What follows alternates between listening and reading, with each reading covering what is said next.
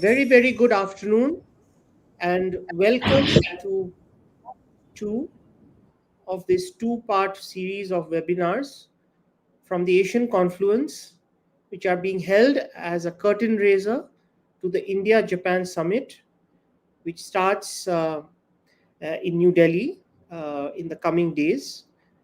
As New Delhi prepares to welcome the Prime Minister of Japan, Prime Minister Takaichi, for the annual summit meeting and her first visit to India with Prime Minister Modi.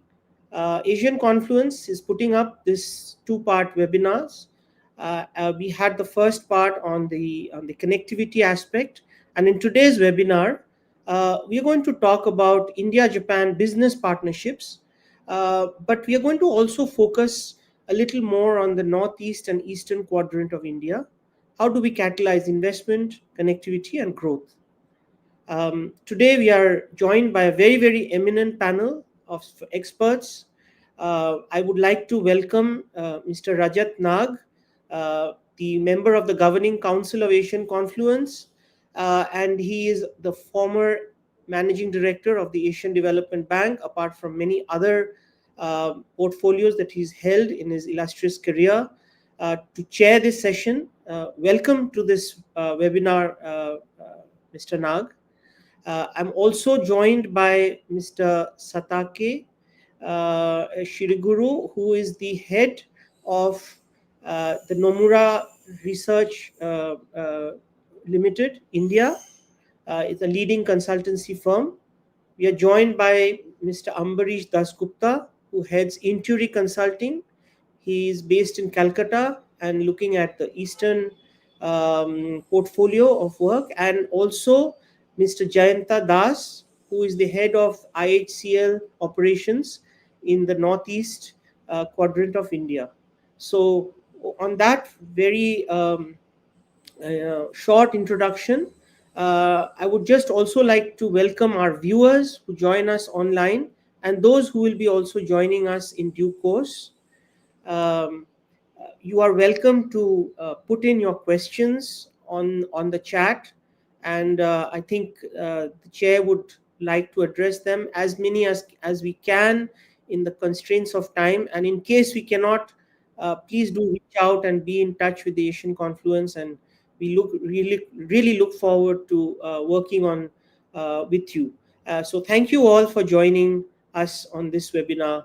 And now, without further ado, I hand it over to the chair, Mr. Rajat Nag. Thank you. Thank you very much, Shobo.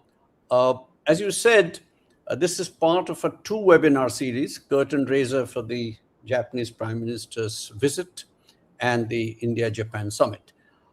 So today, what we would like to do is drill down a bit really on the business opportunities, the business partnership that Japan and India have had very productively for the last several decades, but really drill down really on Northeast and the East. India and Japan, of course, as you all know, share a long-standing commitment to promoting a free, open, and rules-based Indo-Pacific. And within that partnership and commitment, it's the intersection really which I find quite fascinating.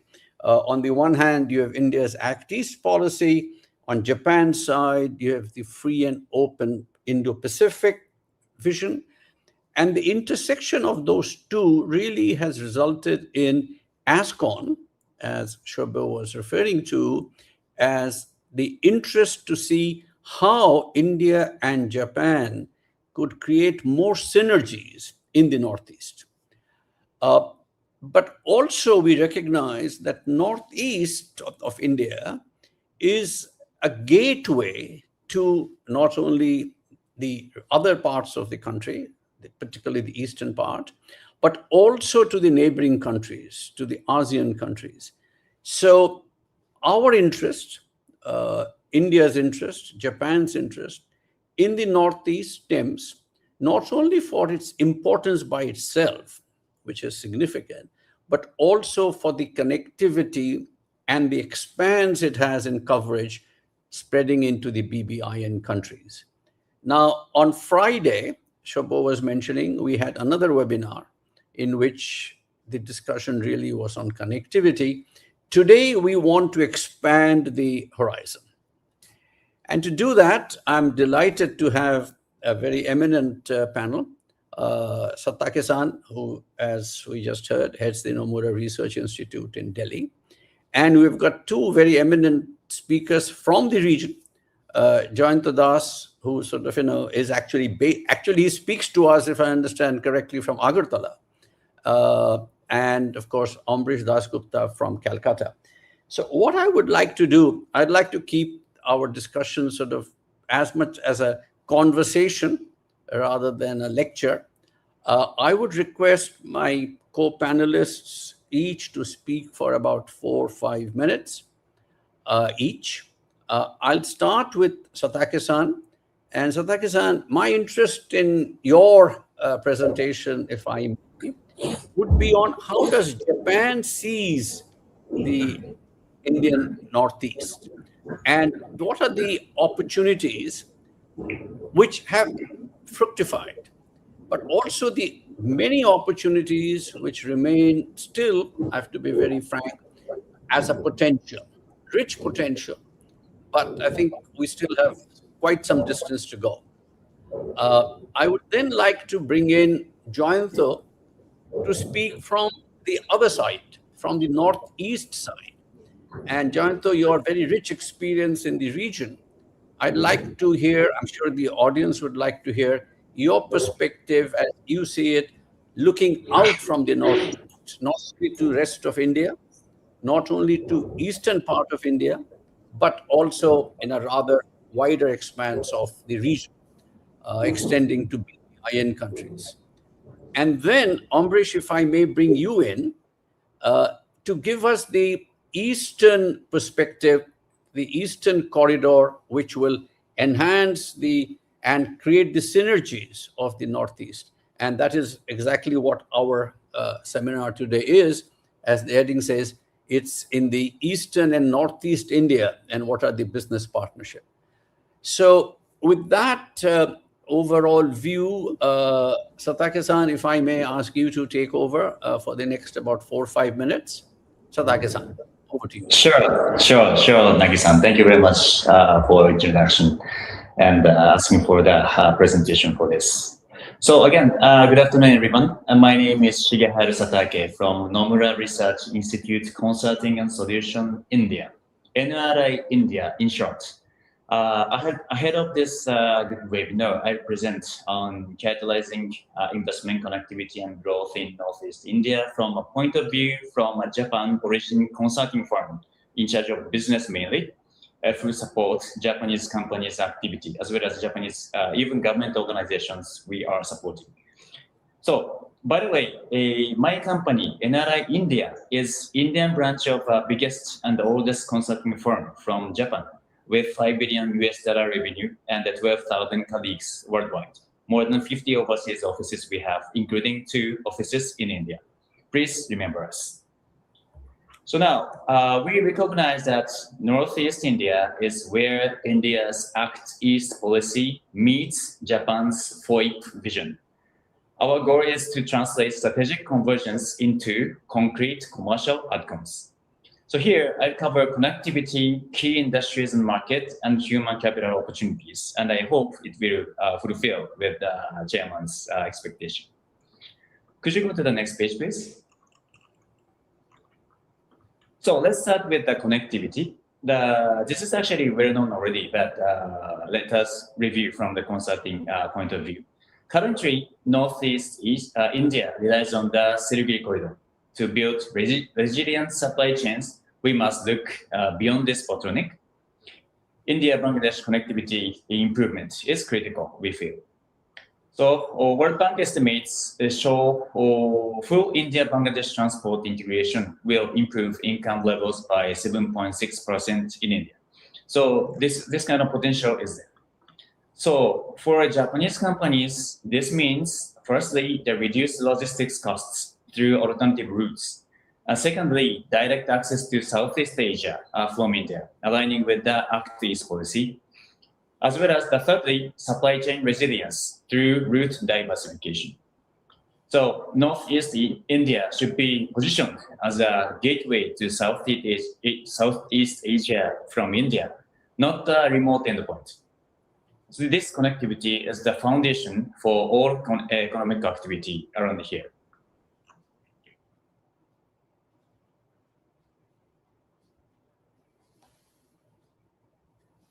Could you go to the next page?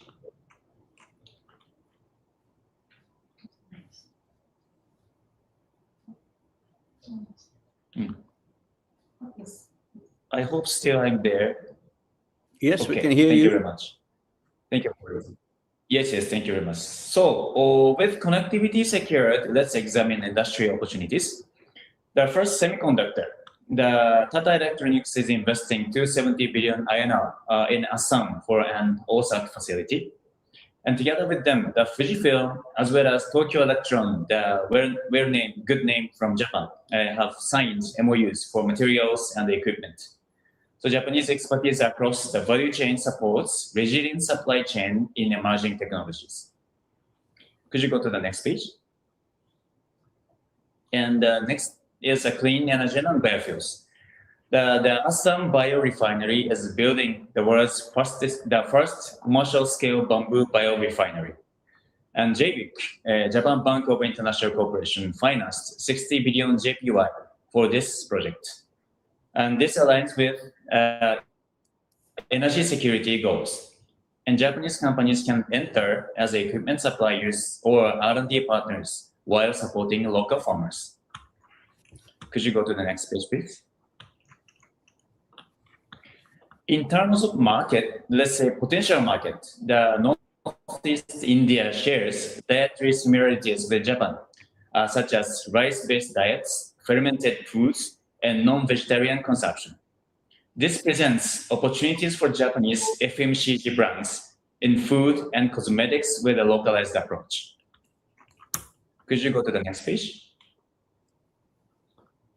And human resources, the Northeast talent is adaptable to Japanese culture. Assam's CM flight scheme trains youth in Japanese JLP-10 for jobs in Japan. And sectors like nursing care and manufacturing are already benefiting. This addresses Japan's labor shortage while providing opportunities for Northeast youth. So that's all from my side. So to conclude, the three priorities for the Indian-Japan Summit is there. The one is connectivity, the prioritize India-Bangladesh integration for logistics and the income growth. And secondly, the industry, the invest in semiconductors and biofuels for resilient supply chains. It is already starting. Real business is already starting. And thirdly, people, leverage cultural similarities and the skilled talents. It works. So let us turn strategic vision into action. By improving connectivity and fostering investment, we position Northeast India as a preferred destination for Japanese enterprise. Thank you very much for your attention. I'm really looking forward to having a discussion with you. Thank you. Thank you very much, Sataka-san. Not only for your presentation, but also finishing it well within 5 minutes. Appreciate that as the chair. Thank you very much. Sataka-san, I'll just give you an advanced question for you to think over when we come back. We have the two prime ministers meeting in Delhi soon, and great opportunity for us to say, Mr. Prime Minister, Madam Prime Minister, this is what our experts said. So from your point of view, Sataka-san, what would be two top things that we could tell Mr. Modi if we were in the room with him and your Prime Minister?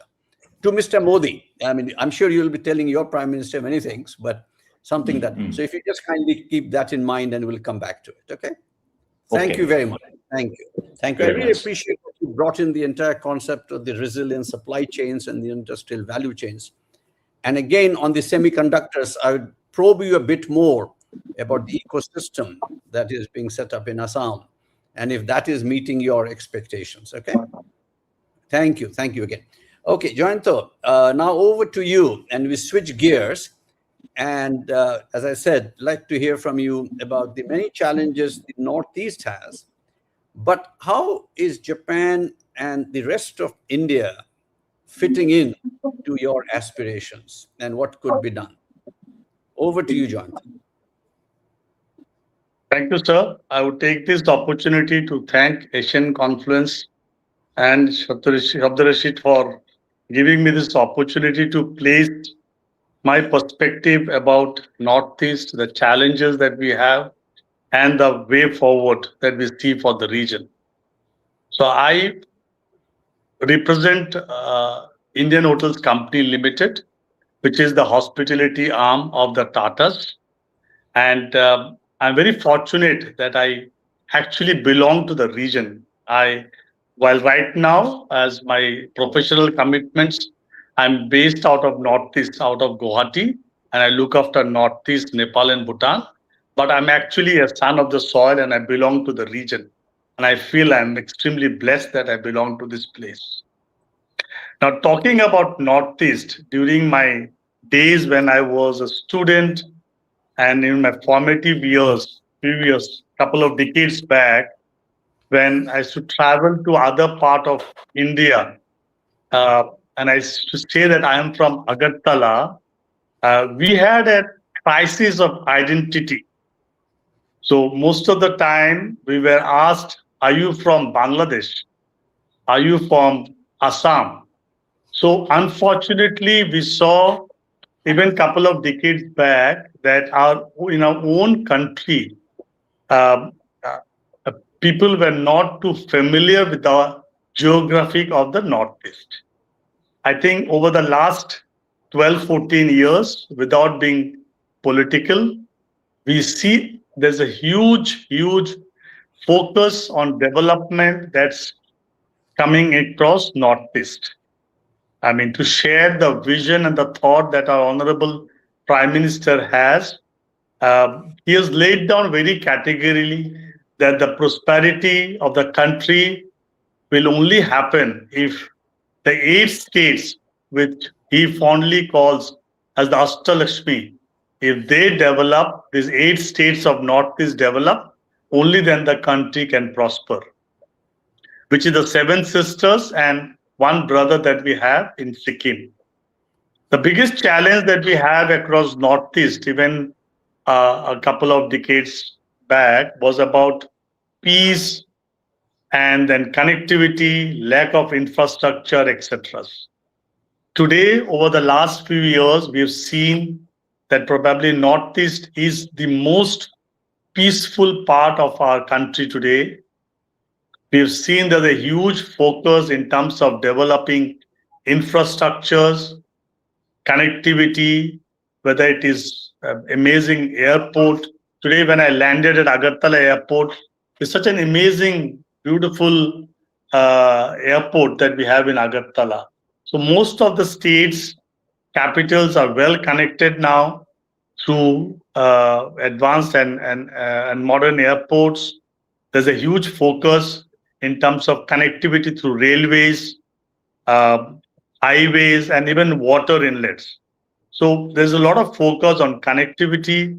I think peace is there in Northeast now, and across Northeast, in addition to having a lot of support from the government of India, I think we've got very dynamic state leaderships in most of the states of Northeast, and most of them actually function as CEOs of the state, spearheading and driving development of the respective states and the region. Now, as an organization, the Tatas, we, with the vision that our late chairman, Mr. Tata had, Mr. Ratan Tata had, and our current group chairman, Mr. Chandra, we all feel that is the development of the Northeast that we need to contribute to as part of our commitment towards nation building. I'm sure one biggest example is of setting up of the semiconductor project in Guwahati is a very big example of to demonstrate the focus and the seriousness with which, as an organization, Tatas are looking at Northeast. This is definitely not something that there are options we had options of setting up this plant probably in other parts of the country where it was thought to be much more easier. The challenges were probably comparatively less. But the whole idea of setting up in Northeast is to make sure that the focus is on the development of the region. When, as an hospitality organization which forms a large part of the ecosystem for development of any state, 5 years before, in this entire Northeast, we only had one Vivanta brand, upper upscale brand hotel in Guwahati, and two smaller hotels, one in Agartala and one in Guwahati. But in the last 5 years, we have 9 hotels operational across Northeast and another almost 17 hotels in the pipeline. So in the next 3 to 4 years, we are looking at around 25 hotels across Northeast. And today, very proudly, we say we have a hotel at Tawang, which is just 27 kilometers away from the China border in Arunachal Pradesh.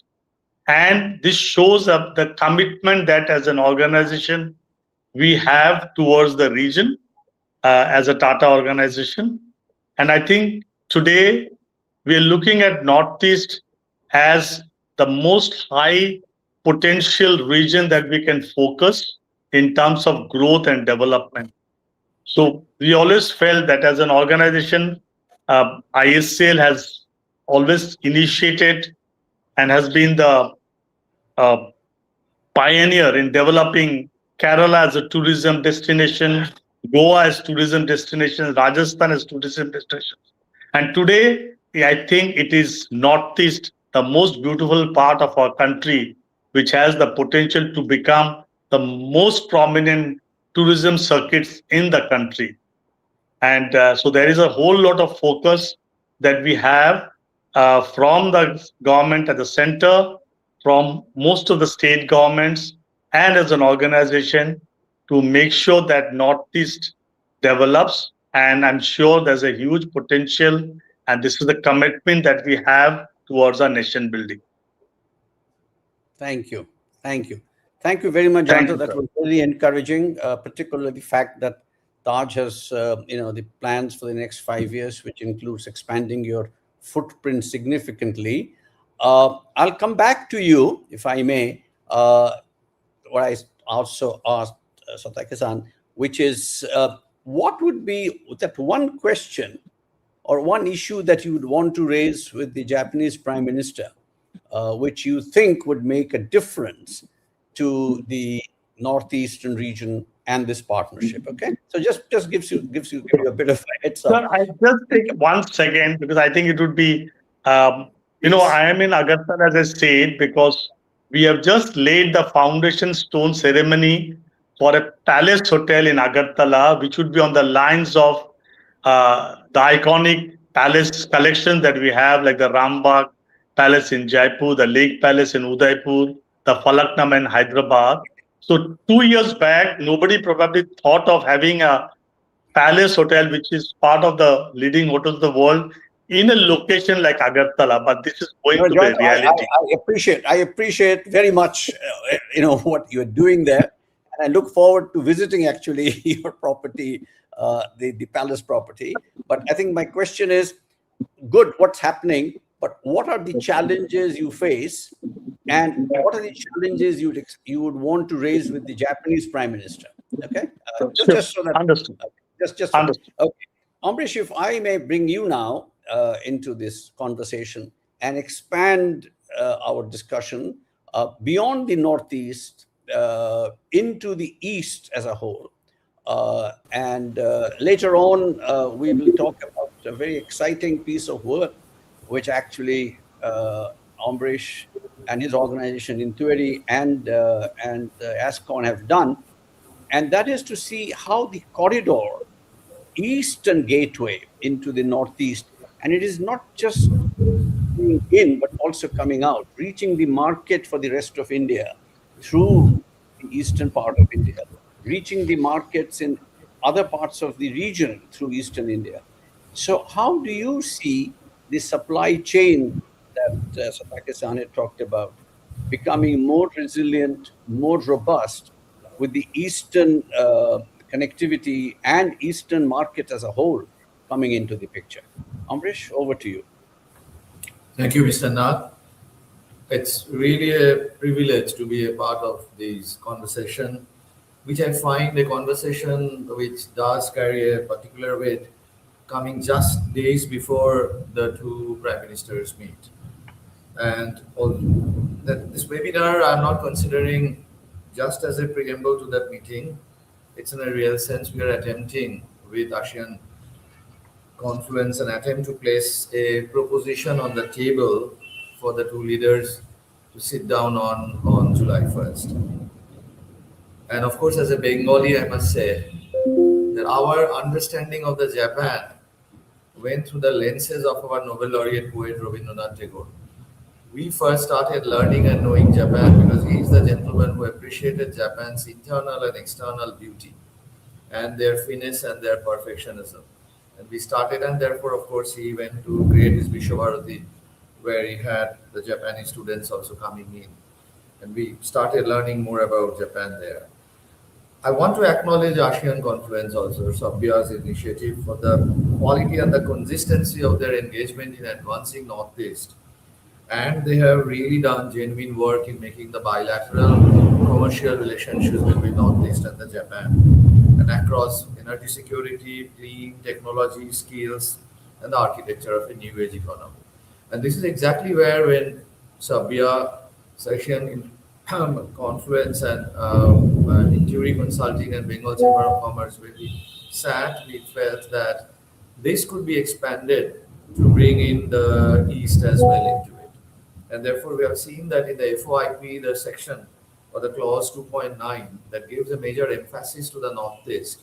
But we felt that if that clause 2.9 could now be expanded more to make the East and Northeast together as a strong economic corridor.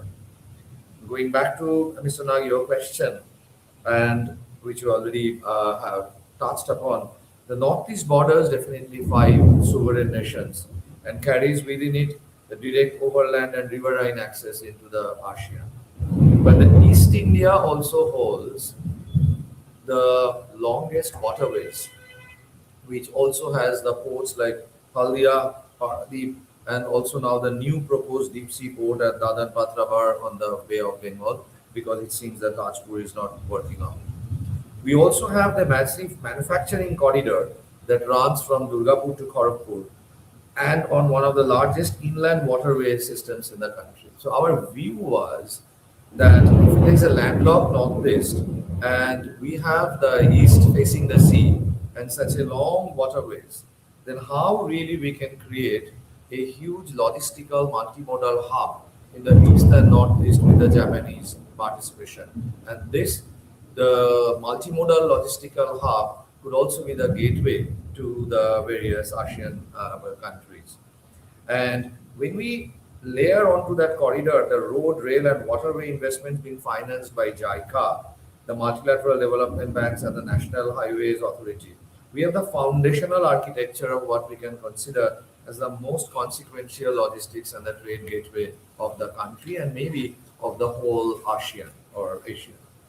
And Japan's commitment to this geography have really been substantial. Not getting into the numbers, whatever JICA has committed, the huge amount of $1 billion that they have committed for the development of the Northeast. And very interestingly, not just the money, they actually have contributed significantly to the various newer economics like bamboo to bioethanol refinery in the Golaghat, Assam, the clean energy investment, then the semiconductor facility at the Morigao district.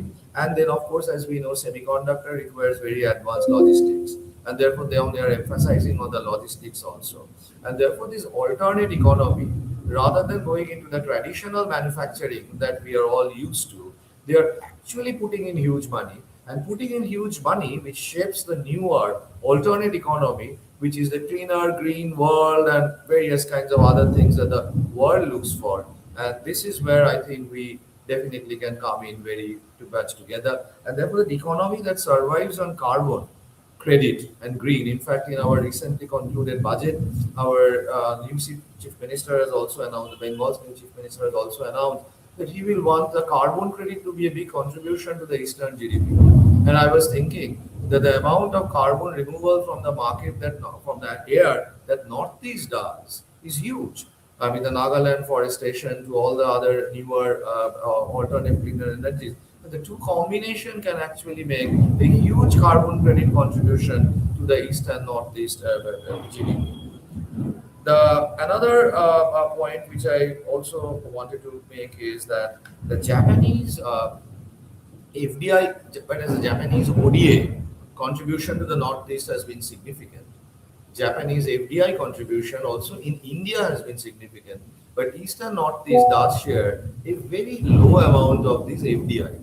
So that shows that a corporate to corporate connect is not happening. The investable or returnable propositions are not being considered on the eastern side. The ODA is mainly towards the development, infrastructure, energy, and all that. But if we can also establish a proper flow of the FDI, the massive amount that Japan contributes to the India, a large substantial sum, not actually only by requesting, but creating more investable propositions here between East and Northeast, that will really be extremely good. I do appreciate the bilateral diplomatic meeting which is going to happen on 1st of July for a reason that we are gradually seeing, Mr. Nag, that the multilateral arrangements and the multilateral agreements are actually winning out. Because we had our Quad and all, because of various geopolitical reasons, bringing in other partners is creating much more confusion and complications in a kind of a multilateral arrangement. And therefore, a bilateral arrangement, which our two honorable respected prime ministers are wanting to work out, possibly has a much more positivism, because then the two parties can really appreciate their cultures, their nuances, their investment propositions, and what they are wanting to do and what we can offer. And therefore, BCCI, Asian Conference, and Injury worked out that paper, which of course I'm honored that you referred to that paper, where we actually pointed out that the various aspects where it can be looked into while this joint partnership between India, Japan, and East and Northeast combined together, expanding that clause 2.9 of the FOI can really work well. And I am sure Asian Conference will be playing a very happy role along with us to really make a good, strong research body to work out various projects with a private to private connects can actually find quite attractive. With this, I will pause, Mr. Nag, and thank you for inviting me and giving me a chance to talk. Thank you. Thank you very much, Ambrish, for expanding our horizon to bring in the East perspective challenges. And I'll come back to you, of course, in a little while. And what I would like you to do, Ambrish, is if you could give some perspective of why do you feel, and I respect that you think that the multilateral arrangements aren't working as well. You mentioned Quad just as an example. But then, is it not important to think of regional perspectives for the Northeast, not just Eastern gateway into India, but the larger BBIN, larger ASEAN relationships with Bangladesh, Nepal, Bhutan, and beyond. So I'd sort of push you a bit on that to see where the potential could be. So let me, go on the next round and sort of go back to Satake-san, if I may.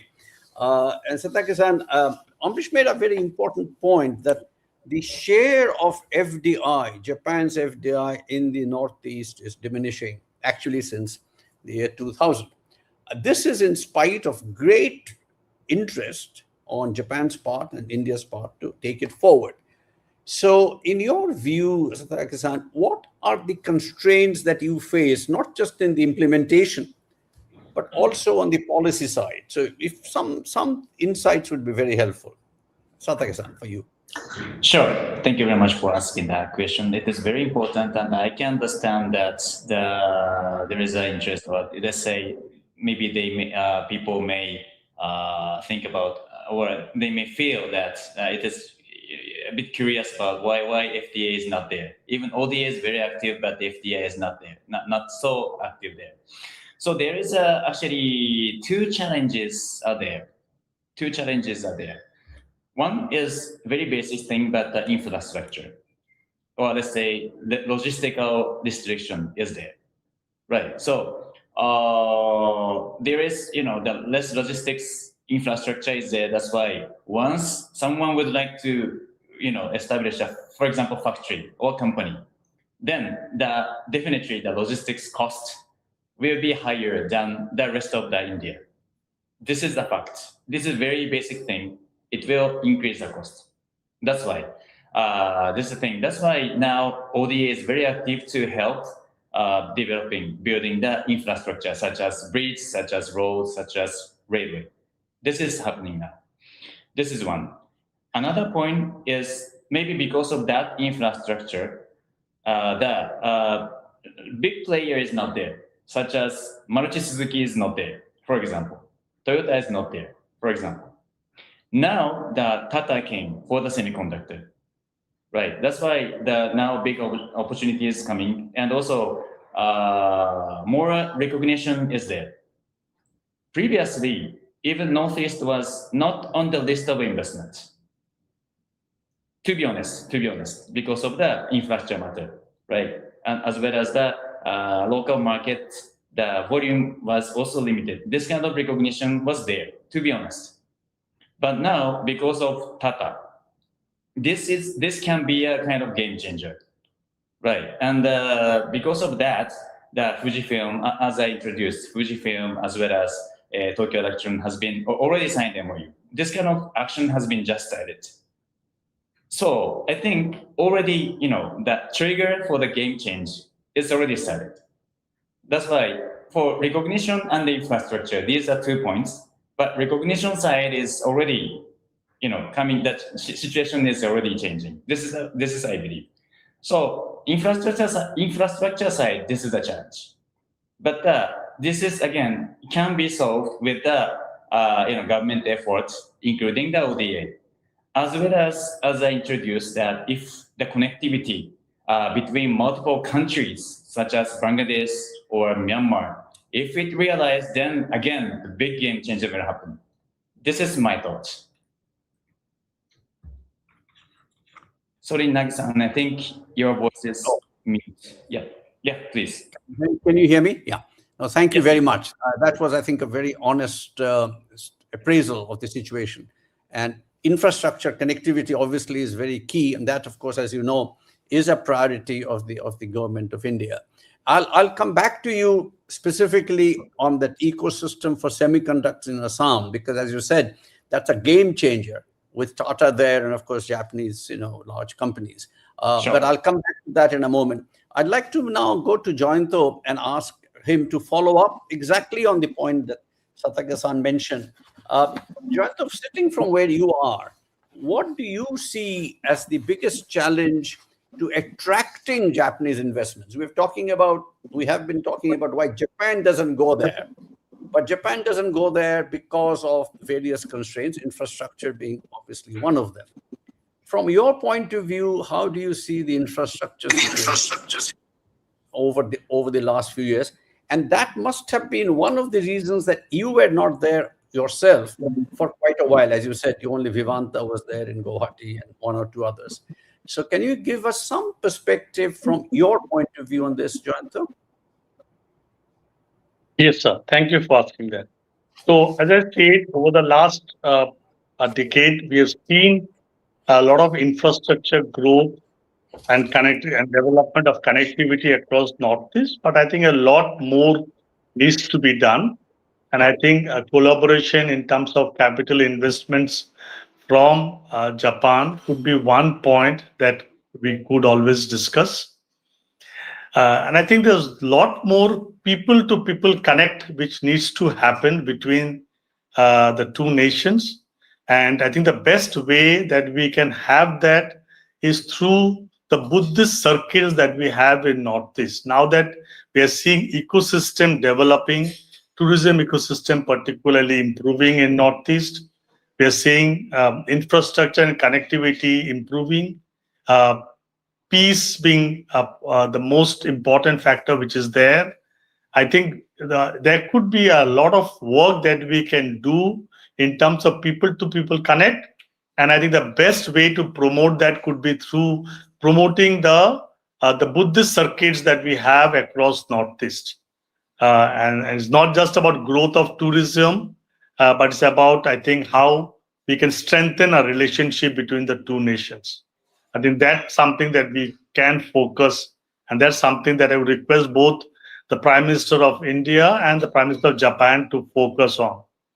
And then a lot of collaboration with regards to technological collaborations, not only centered around the Tata Semiconductor project, which I'm sure will happen over the time, but I think a lot more other technological collaborations between Japan and India could always be a focus area in terms of helping and driving our development and growth for the region.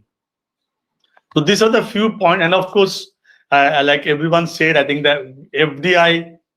For a minute. Sorry, Jonathan. Can I just interrupt you for a minute, please? Okay. Yes. Because you made a very, very important point, which I want to connect with what Sathaki-san said. And this is a point I want to actually refer to Shobho. I think the benefits of webinars like this, when we've got such experts on the panel and in the audience, is if we can come up with specific things that we can pass on to the government, and whether it goes to the Prime Minister's level or not, we have to wait and see. But I think the point that Sathaki-san mentioned as infrastructure being a constraint, and the point that Jointo just made about enhancing the footprint through the Buddhist tourism circuit, and Tata, of course, with their footprint on the hospitality, those are the sort of synergies, I think, which will make a difference. And I think, Shobho, if you could I know that we'll be preparing a short note out of these webinars. Make sure that these points get reflected. So, Jointo, going back to you for just one moment, you did mention, of course, you represent Tata, which is a huge brand, and also that you are a son of the soil, so you know the system, the geopolitics. In your opinion, what is the political attitude of the various state governments towards infrastructure development? Because I think the point that Sathaki-san mentioned about infrastructure is absolutely key. Access to market, reliability of power supply, etc. So in a very short sentence, what's your feeling of the attitude of the state governments? Forget the Indian government for a moment. Very recently, on the 15th till the 18th, we had a very focused summit on infrastructure development on certain sectors, which just happened in Shillong, where all 8 states of Northeast participated. The entire leadership of 8 states of Northeast were there. They all deliberated and focused on how we can come together and connect and jointly drive the infrastructure and the connectivity amongst all the 8 states of the Northeast region. I think there's a lot of focus that each state government today is focusing on infrastructure in terms of and connectivity, because that's probably the most important aspect for the development and growth of the state. And I without any hesitation, I can say that there's a huge focus, and we are seeing this development happen. Okay, so from Guwahati today to Itanagar to drive was a scary nightmare for us. Today we can drive in 4 hours. From Kohima from Dimapur to Kohima, for example, it was not in 1 day travel. Today it's just 5 to 6 hours of drive. So you look at Rajdhani coming down all the way to Agartala. I mean, it talks a lot about today the connectivity. We just have got train which goes to Aizawl. So there's a huge focus on infrastructure, and I'm sure this momentum will go on. Thank you, John. That's very encouraging. Let me bring in Amrish. Amrish, if you would kindly reflect back on the regional side, and I'm picking on a point that you mentioned that you thought the multilateral arrangements were not going to be relevant, but I'm not reacting to that, but I'm asking you to reflect on what could we do, we being the entire polity, not just Asian confluence, not just Japan, not just India, to get the region involved, because I personally don't think Northeast will develop to its full potential without the region, which includes BBIN and beyond. So what's your reflection on that? You've done a lot of work on that, so I'd like to get your thoughts. Thank you, Mr. Nag. I am not saying that the multilateral arrangements will be relevant, but I'm saying that I think the multilateral arrangements will be relevant in some aspects, surely. For example, security considerations, maritime security.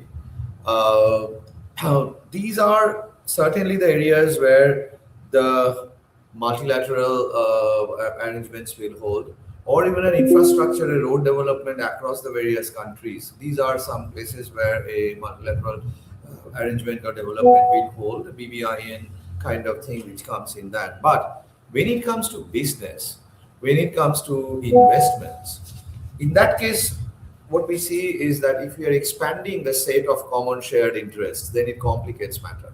Because if you're adding 4 or 5 countries to that, then the shared interests have multiplicity. And therefore it becomes the set increases. And then it may be very difficult for all of them to converge on one thing. Like you have been, to give an example, say you have been asking about the 3 things that we may tell the 2 prime ministers to take forward between the 2, this region and the country, Japan. See, to me, it comes like green is the number one thing that this East and Northeast can project, like how a lesser carbon economy, a carbon credit oriented economy, the alternate energies and all. And secondly, the multimodal logistical hub, because of the logistic situation that we have. These interests may not be of interest to many other countries, because not really naming many countries may not be actually be wanting to move into green or a carbon credit based economy. Now, if we're actually wanting to have a multilateral arrangements of a carbon credit economy, it may be difficult. And that is why when JCM, the Japan credit management was done, we had our Indian credit management. Now, if you really want to have a BBIN, BCM, or if you want to have a green state credit management of carbon, it may be too complex because the countries have their own priorities, they have their own industrial issues. So therefore, in terms of the business interest, I mean, more we expand the set, it could be a little difficult. But when it comes to security, maritime, infrastructure, cutting across the continents, of course, yes. I mean, a multilateral arrangement definitely would be much better than a bilateral arrangement. That's what my objective is. My thought. Thank you very much. And of course, we'll talk a bit more when we get a chance to discuss your exciting paper that will be our report, working paper that we'll release shortly. This has been such a rich panel and such a rich discussion that I think, in a way, I've been unfair to the audience. And there's already a rich set of questions that I have, and I don't know how many we can take, but Bhomik is collecting a few more. So let me start with one question, which I think cuts through some of the issues we've been discussing. And this is a question from Mr. Rahul Saikia. And he asks, what kind of challenges are Indo-Japanese ODA projects and business investments, so both public sector and private sector, facing in the Northeast in terms of implementation? And I mean, one thing is the design and all of that, that's fine. But in terms of implementation, so maybe, again, Satake-san, I'll rely on you to give that perspective, and then I'll bring in the other 2 speakers to see what they have to say. Satake-san, a very brief response to this, please. Sure. Thank you very much for asking that. And Mr. Rahul Saikia-san, thank you very much for your question.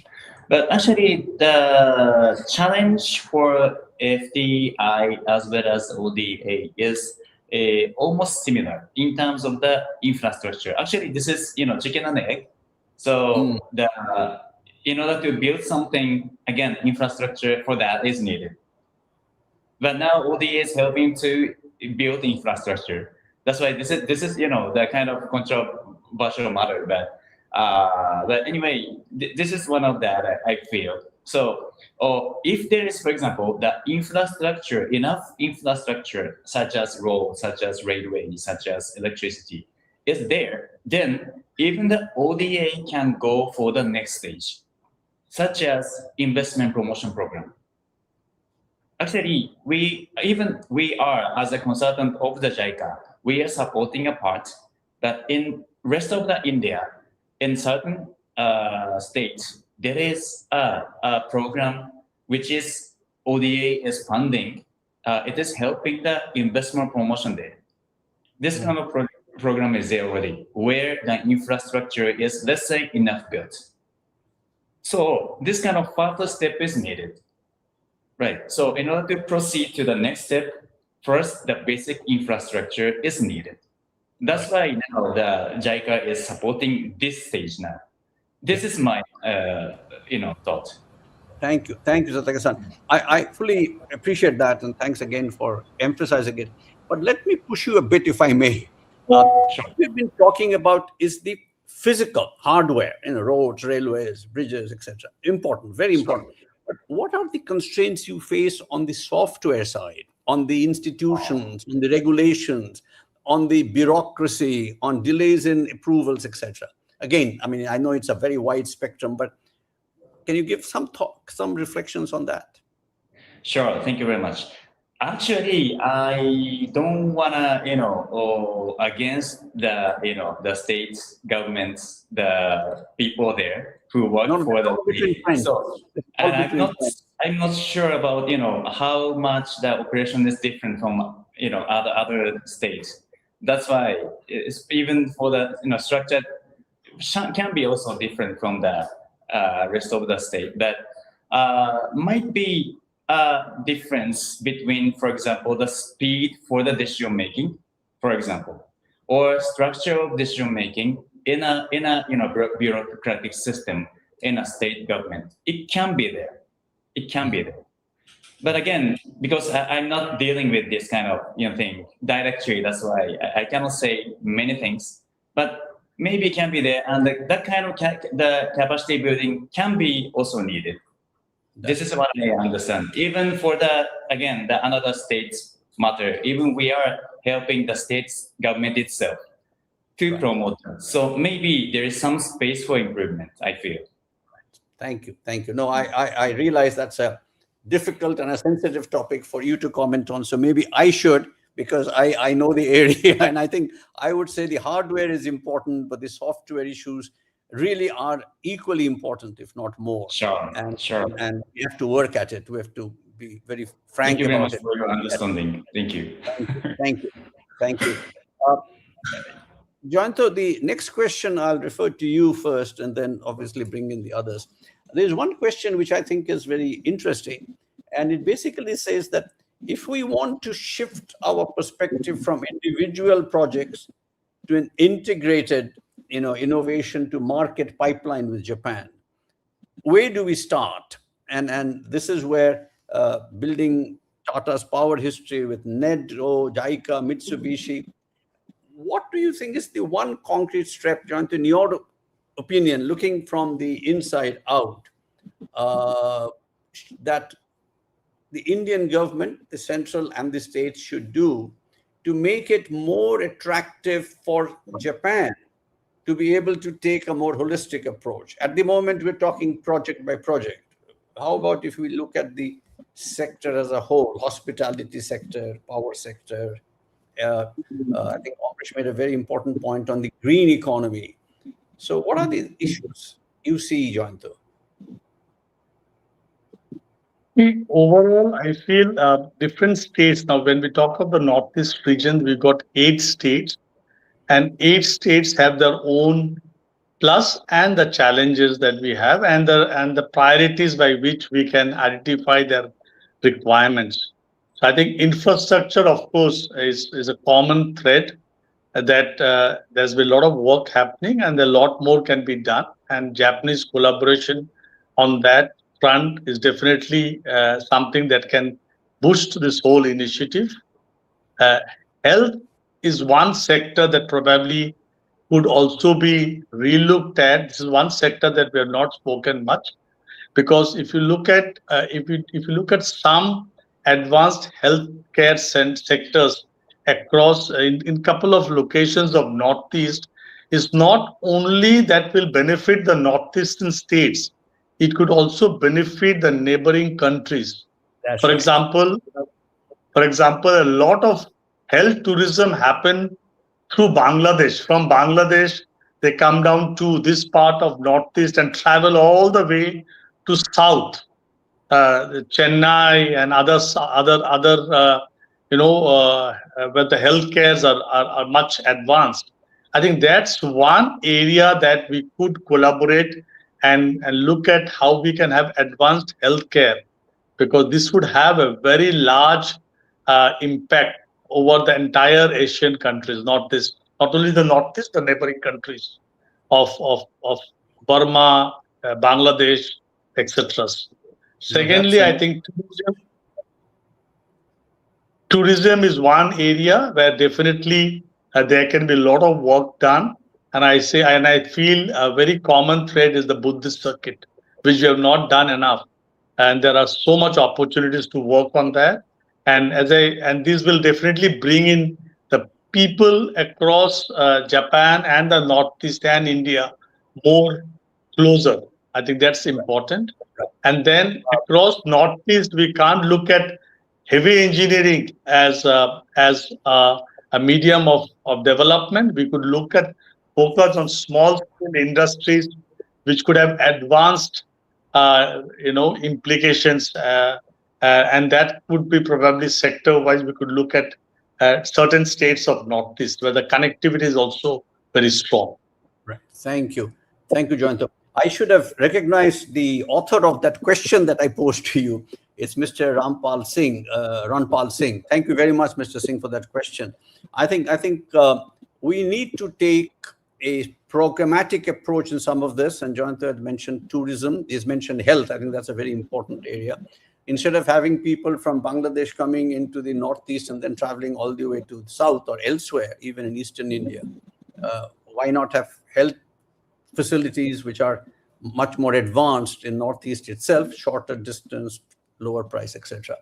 Amrish, if I may bring you in on a question which runs through, I'm not reading out a specific question, but runs through many that I've got, which is basically saying that how can we take the Northeast of India and the Eastern corridor that you have just spoken about and think of Japan, which has got excellent sort of relationships with all the neighboring countries, both sort of in terms of ODA and also politically. How can we get more synergy in the region? And BBIN is mentioned specifically, Bangladesh is mentioned. And given your work, Amrish, in this whole region, what are your thoughts on the partnership, Eastern and Northeast India, but also broader? I'd like to hear from you. Thank you, Mr. Nag. Yes, of course, it is very important and topical because we are seeing, because on the global economy situation right now, the ASEAN market, the 10 Asian nations, this market is now really coming up and becoming a more attractive place, possibly sometimes than the advanced economies or the advanced markets of the world. Even the Western market is now targeting this ASEAN market as well. And therefore, it's a big market now. And organizations, countries in these countries are really trying to leapfrog into the more advanced ways of working, be it the financial services, be it in the manufacturing, be it in agri or health. They are really trying to just grab the more advanced systems, processes, and therefore they are investing money here. And in this case, Japan, being really at the highest level of technology, at the higher end of quality processes, can really play an extremely effective role in influencing the whole 10 Asian nations. And this is where I felt the Eastern, Northeastern together, and therefore of the geographical proximity, and therefore also of the access to these various ASEAN nations, this Eastern, Northeast together can really be a massive research and center of excellence, which to an extent was echoed in the logistics and the multimodal hub that can become from the whole Asian thing, can really become a strong trade analytics and a strong kinds of the movements of the goods across the organizations and trading and the requirements. and to see that how this can be done. Because this requires a lot of research, that who is importing what, who is exporting what, on what are the dependence of those countries, and what will contribute to the country's interest of enhancing their GDP and enhancing of the livelihood and employment. And therefore, how can we make these 10, 11 nations converge to the creation of the whole trade map between these countries, and see how we can fulfill the needs, rather than really looking beyond this region to the other world to fulfillment of any of these needs. And this is where I also feel Asian Conference can really come in very heavily with their research bodies and the other chambers. And of course, we can make our small contribution from Inturi as well in the creation of this huge research, because the countries also needed to be made aware of such an initiative. There is a question of an outreach, there is a question of also kind of making a communication to them, and that can only come through a very solid research and fact finding of the needs of these countries. Thank you. Thank you very much. I'm, as the chair, also having to keep an eye on the clock, and I've not been a very good chair because it's already about 4 o'clock. So I'll beg your indulgence and extend by a few minutes. And I'd said I'll talk to you about the ecosystem for semiconductors, but I'll pass that on. I'll park it aside because there's a very important and a relevant question, which I think, and again, I'll have to ask you to respond and others to come in. And this is a question by Ms. Madhusmita Sarma, a very relevant question. And she asks, how can small-scale businesswomen get help to access international platforms, including Japan? And this has a very important dimension. Joyanto had referred to it, Ambrish had referred to it, about the small and medium enterprises. So any thoughts on this, about how can small-scale businesswomen get help to access international platforms, including, I presume, though she doesn't say it, financing, MFIs and others? So Satake-san, once again, I depend on you to. Sure. Sure. Thank you very much for asking that. Actually, it is very, maybe the vector is the opposite, right? From India to Japan for the small scale business, right? So, in order to facilitate that, there is some multiple ways, or let's say multiple help from Japanese government is there. One is, again, the ODA related. There is, again, this is an example of another state, but there is a startup ecosystem supporting program is there. Again, this is funded by JICA. This kind of thing can be maybe utilized for SMEs in Northeast states, go for international market, including Japan. This is one. This is a kind of soft technique support, or let's say capability building. This is one. Two, for the financial side, there is multiple, the funding agency, again, is there, like not only JICA, but JBIC, as well as NEXI. This is a Japanese government-owned insurance company, and they can issue insurance for the trade. So once the Japanese company would like to buy something from India, then insurance can be there, or some sort of loan, buyer's credit can be also provided. This kind of, let's say, financial infrastructure is also there. Maybe these can help for the local SMEs to expand their business into Japan, I think. Thank you. I have to apologize to all the questions that have come in from the audience, a rich set of questions. I'm afraid we're running out of time. So what I do suggest, and Sobio and I have discussed this, that all these questions will, of course, be considered by ASCON in its papers and the research work it does, and will be reflected. What I'd like to do to wrap it up, reverse the order of the speakers. I'll therefore ask Ambrish if you would give a 1 minute, please, 1 minute sort of soundbite of what you think this seminar meant for you and what you want to contribute, and then Joyanto, and we'll then end with Satake-san. Ambrish, 1 minute. Yeah, the seminar actually meant a lot to me, and as I mentioned at the very beginning, that it is not just a curtain raiser. It actually helps us to discuss various propositions, and we will be very honored if these propositions can reach the tables of the two supremos of the two countries and given a consideration. Thank you. Thank you. Joyanto? My so very positive. I think Joyanta, we can't hear you properly. There's some problem on the audio side. okay. Am I That's better. audible now? Yeah, Okay. perfect. So I stay very positive. I think this is a very new beginning to our relationship in terms of India-Japan relationships, particularly with focus on development of Northeast.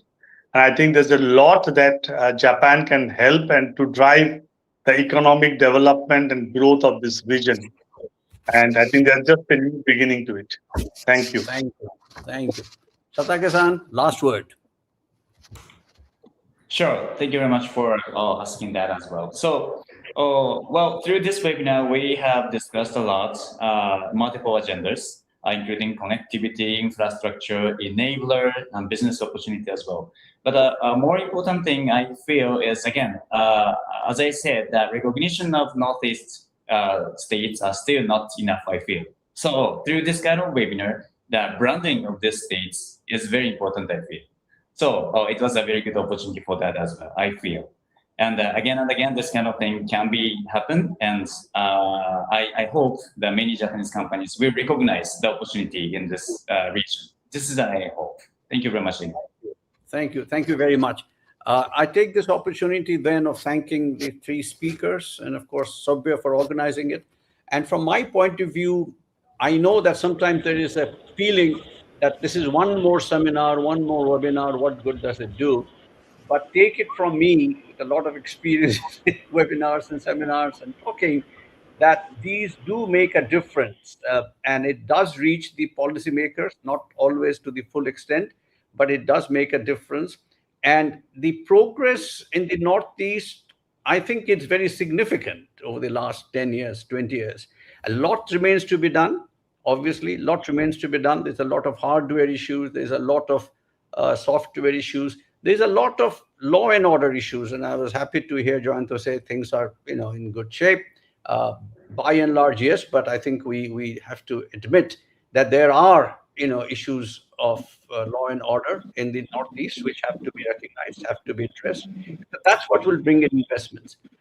And I'm very delighted that we have expanded the footprint to include the eastern region, because to me, Northeast is a center of this connectivity. It can't be an island unto itself.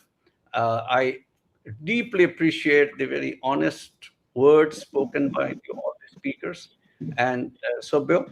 But I do have another very, very pleasant duty to do as the chair. ASCON and Inturi have produced, which I consider an excellent joint working paper, which is called From Architecture to Action, Reimagining the India-Japan Corridor Through the Eastern Gateway. There it is. And it is my great honor to actually, on behalf of all of you, particularly Amrish and Sobir, to launch it, to release it. I presume this will now be available on the web, Sobir? Yes, it's available on our website, and I think it will also be available on Venturi website and on our Twitter handles and So social media. I am delighted to see this. I would like very much people to read it, comment on it. But I think it would be best if I hear from the authors for a few minutes. Omrish, you have a couple of minutes to talk about this excellent work, which I'm sure will bring in many more questions as we read, and then you, Sobyo. And let me, with that, hand back to Sobyo. But first, Omrish, why don't you talk a bit for a few minutes, 2-3 minutes on the. I extend my gratitude to Asian Conference also, Sabia and his researchers, for working with us on this. This was actually triggered by our thought to make it a wider canvas of East and Northeast coming together. And the sections that you will see in these papers are more or less in the line which I have already spoken of. Green plays a very big role. Logistics plays a very big role in that. We have also spoken about a strong research-backed the private to private connect, how that can be done, because it's a question of branding, question of letting the other party know what we are capable of doing, where our needs are, and establishing such bodies under maybe the leadership of the Asian Confluence to help that. So it's more into the bilateral trading enhancement of the two countries across this region. And green and logistics plays a very big role. We are stuck to that Article 6.2 that India signed up with Japan, which speaks about the green energy part, and other countries are committed into this. So therefore, and also we figured out that the concept of that alternate economy, that it may be difficult to actually implement a huge capex-driven, large standard de facto manufacturing setup here by the in the eastern northeast, but therefore these alternate economies which Japan is very much focusing on bioethanol, waste to energy, usage of bamboo, the various kinds of service industries. That's where we focus, where it can create employment, livelihood, contribute to the countries and the states' GDP, can benefit Japan, can benefit India. So we would be very happy to take from the reader, Mr. Nag, you and other co-panelists, any questions, observations, shortcomings of that, because this is not just a one-time paper. We would like this to be more and more and more as well.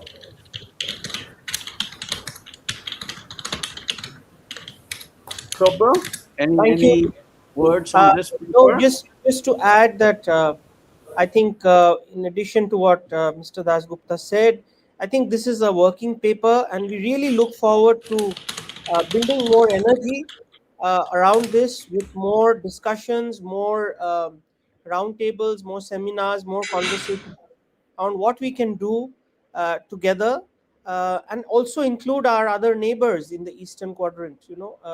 Especially in the BBIN region. I think it's a win-win synergy for all of us to look at it, and certainly with Asian Confluence, and we are also signing an MOU with Inturi and also with the Bengal Chamber and other chambers, and also we would look forward to working with both people in government and also um, leading agencies such as the Nomura Research, Consulting, your organizations, Pakistan, and others to take this agenda forward.